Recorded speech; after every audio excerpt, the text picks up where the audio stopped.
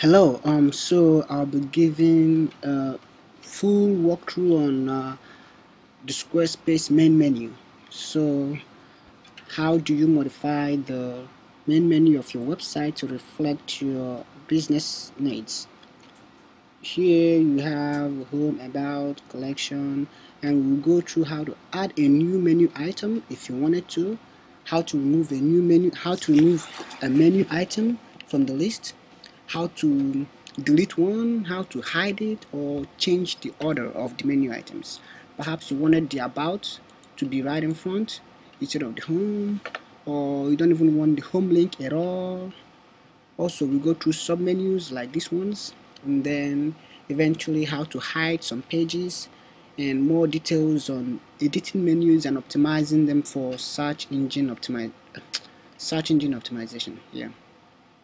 So you head to your admin dashboard and you get this look. So to start modifying your menu, you hover over this collection and click on the edit button.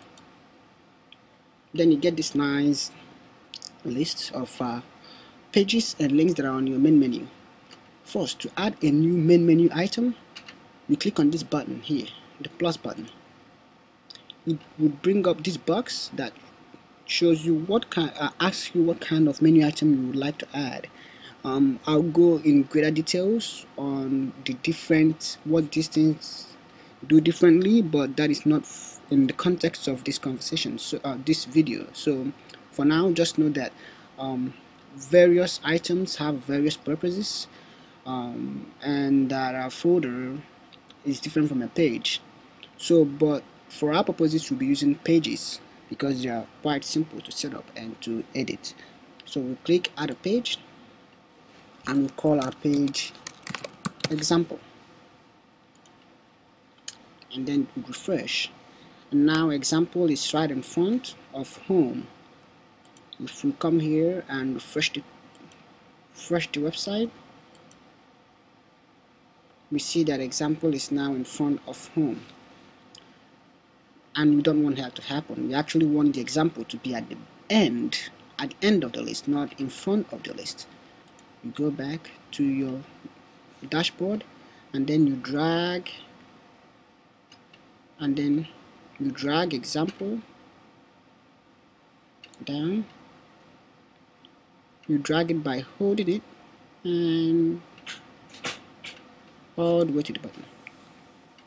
Now our example is now at the bottom of the page, and next we see to remove this example page, which we don't actually need. You just click on this button, or you could go through the long method of trying to remove the link. You click delete and example page is gone. You've deleted the page. Next would be adding a submenu item.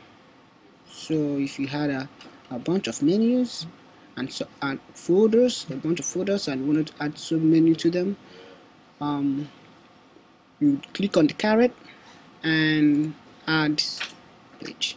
So we can add our example page again, example, and if we go to our collection, you can see that we are actually on the example page. It's empty because we've not added any content yet. And you delete submenu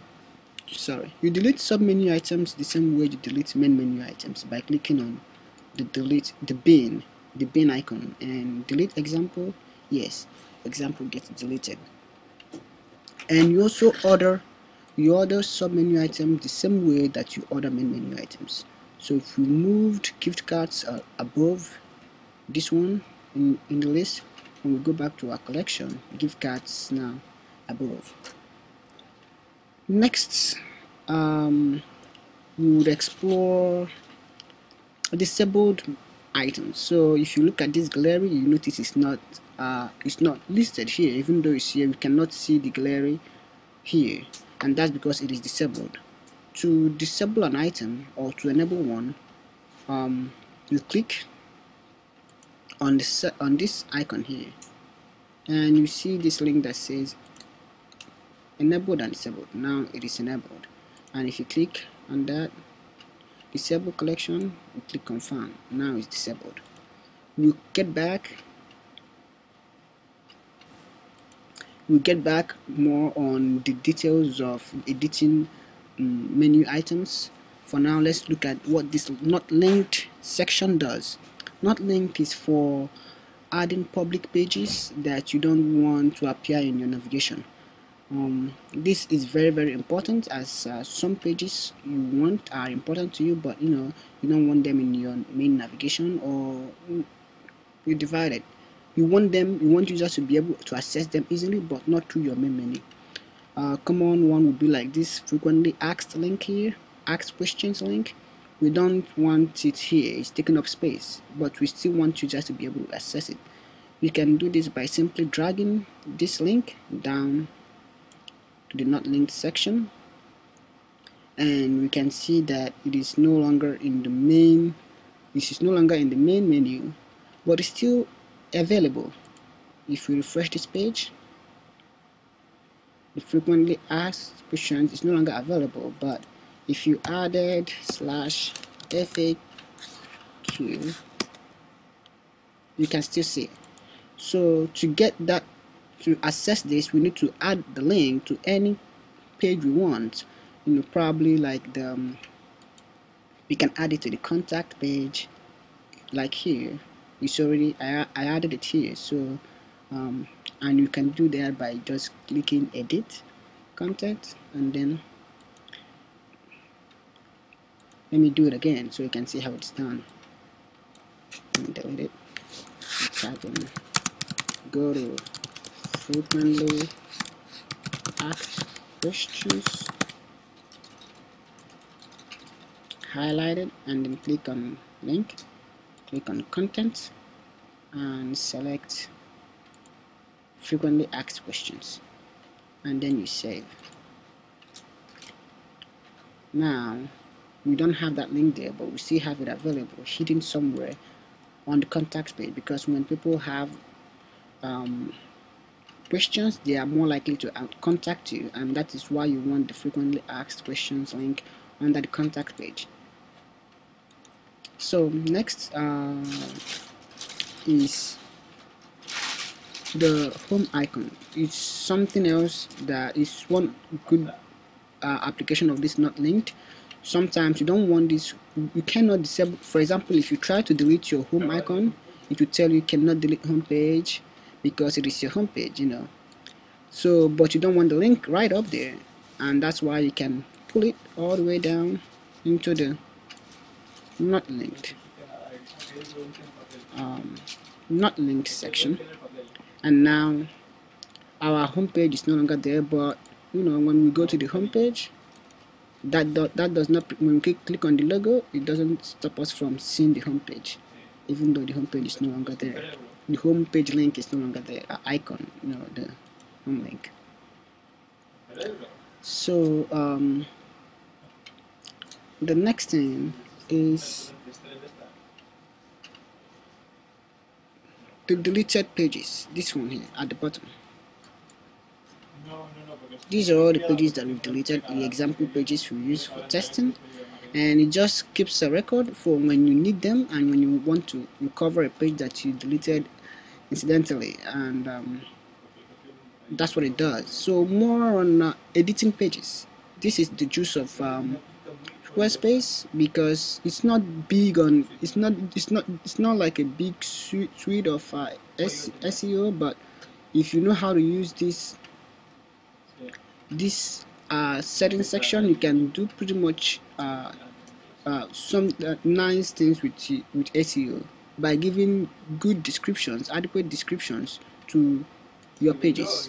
For example, the frequently asked pages, you get to this point by just clicking here.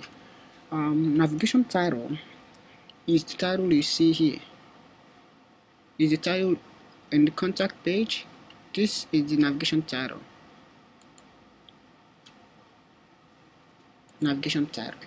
So if you wanted it to say contact us, we change this, and you notice how the page title is also automatically populated. So click save, and now the navigation title has changed. Note that this is different from the page title. The page title is what you see when you go to the pages. This is the navigation title, and this right here is the page title. So if we modify this, if we leave this as contact, we can change this to contact us, and then save, and that would read contact us, and it would read contact. This is good for SEO, being able to give full descriptions, for example in frequently asked questions. Even though most search engines know this means frequently asked questions, it makes more sense sometimes to type frequently asked questions. It's a more descriptive, more usability friendly way of having this title as opposed to FAQ. So the description is for the description means that the meta description you see in the pages. Most of you wouldn't worry about this, but if you're big on SEO, it would be nice to put something there.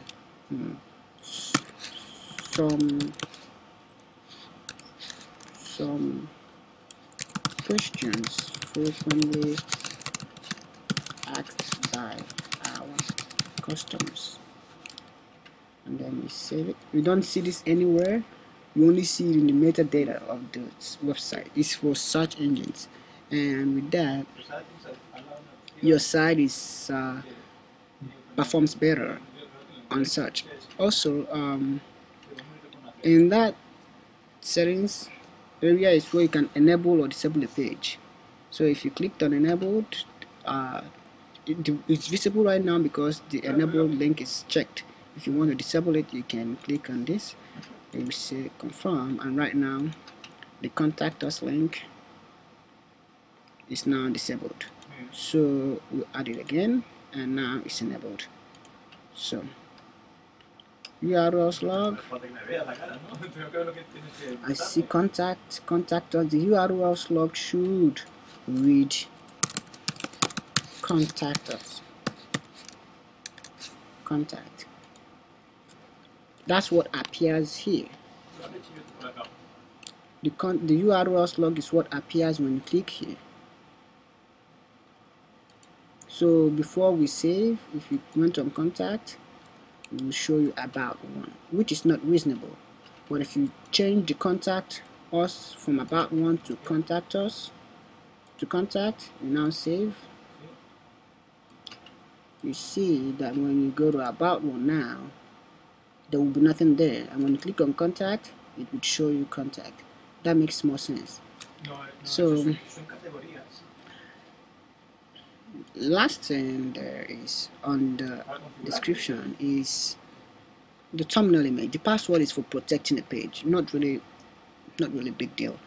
The thumbnail image is for, sometimes when you it's for search engines too, for linking some images with your page. So if someone googled your website and then they want to Google images, what are they likely to see?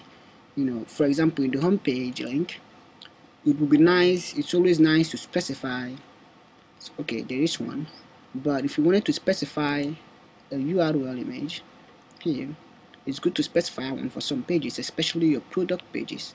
You want your signature bags link and any other product link to contain a thumbnail image, and just select an image and add it, and that's about it. So just cancel this, but that's how it's done. To make it the home page, you just click here, and to duplicate it, click here. Nothing complicated. And that's about it for now. Thank you very much for watching. Bye.